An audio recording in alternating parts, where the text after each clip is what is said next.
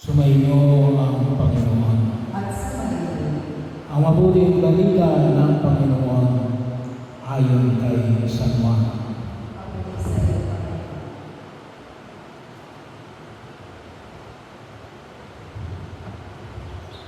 Nang magtatakipsin ng mga lagar ay pumunta sa tabi ng lawa. Sumakay sa bangka pagawin sa Capernaum.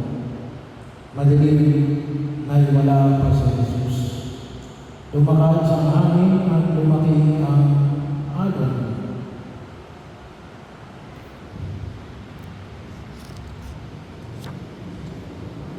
Nang panahon yun, tumawid si Jesus sa ilang bayo ng lawa ng Galilea na tinatawag ding lawa ng Tiberias.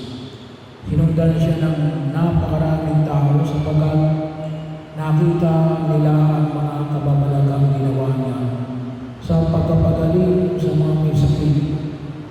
Umahon sa Jesus sumunod kasama ang kanyang mga lagad at naupo roon. Malapit na naman ang pista ng Pasko ng mga Hudyo. Tumanaw sa Jesus at nakita niya dumarating ang napakaraming tao. Tinanong siya ni Felipe,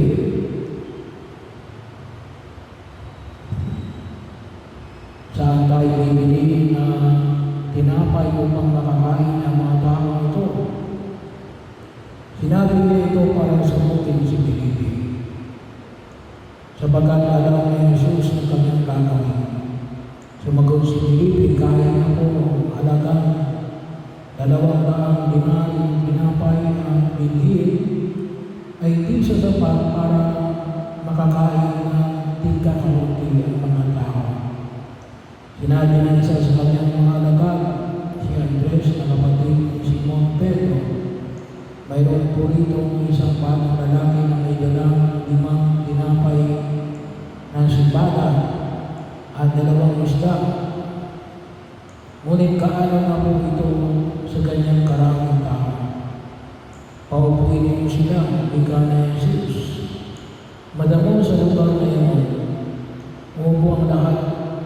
Humigit kumulang na sa 5,000 ang mga lalaki.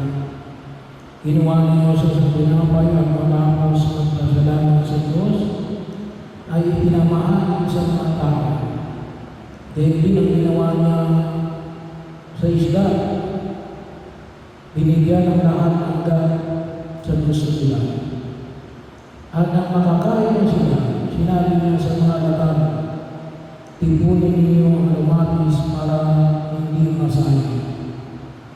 Dahil lang ginawa nila at nakapuno sila ng 12 bako. Nang makita ng mga tao ang kababalagang ginawa na Jesus, sinabi nila, tunay na ito ang propeta para dito sa sanlibutan. Nahalata ni Jesus na lalapit ang mga tao at pili siyang kukunin upang gawing hari. Kaya muli siyang umalis na mag-isa patungo sa kanluran.